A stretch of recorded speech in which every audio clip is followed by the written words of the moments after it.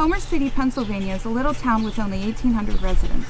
Anyone who lives in a small town can attest to the benefits of a close-knit community. One of the drawbacks is there aren't many things for kids and families to do, and funding for recreational facilities is scarce. Park and Recreation is a nonprofit organization, and we maintain a pretty tight budget. Last winter was rough. We thought our pavilion and deck would make it through the season, but we discovered last spring that they were far too unstable to be considered safe. We had to remove them. There was no room in our budget for such a project, but fundraisers were held, donations were collected, and we managed to replace the wooden deck with a smaller concrete pad. The pavilion was another story. We think that it was original to the facility that's 65 years old. To replace something like that today is just more money than we could come up with. So we replaced it with a carport.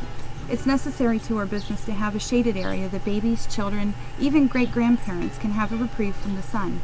Pool parties would be almost impossible to hold without it. While the carport serves its purpose, it's not really meant for a commercial setting and was considered a temporary solution until we could find adequate funding. The pool floor didn't fare the winter any better than the pavilion or deck. Years of paint coat the bottom, and it is coming up in fragments that are finding their way into little fingers and toes, even under fingernails. We can't go another season without soda blasting the old paint off and resurfacing with a material more durable than paint. We have come so far on so little. To win the guaranteed rate with Ty Pennington's grand prize, that's almost double the pool's annual operating budget. It would make such a difference. We would be able to finish the concrete pad, replace the carport with a legitimate pavilion, and resurface the bottom of the pool. And we have volunteers.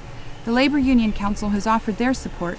It's going to be hard to find a group of more knowledgeable and generous volunteers than that. Our patrons are so loyal, and they love this pool. People that no longer live locally have offered to make the trip back to help with construction. We have the equipment we need, and we could easily have this pool revamped and ready for the 2015 season. After 66 years, we could have a grand reopening next June. But the best thing about winning this contest would be that it would lend credence and support to our mission. Even though time takes its toll, facilities like this are worth saving.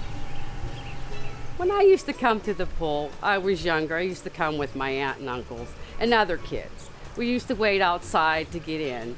And once we got in here, we all sat in our different groups and had fun.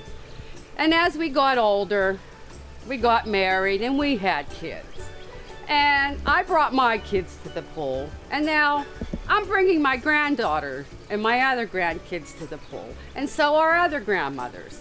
And we have great-grandmothers too. And with your help and donations, we could have a better pool for our next generation to come.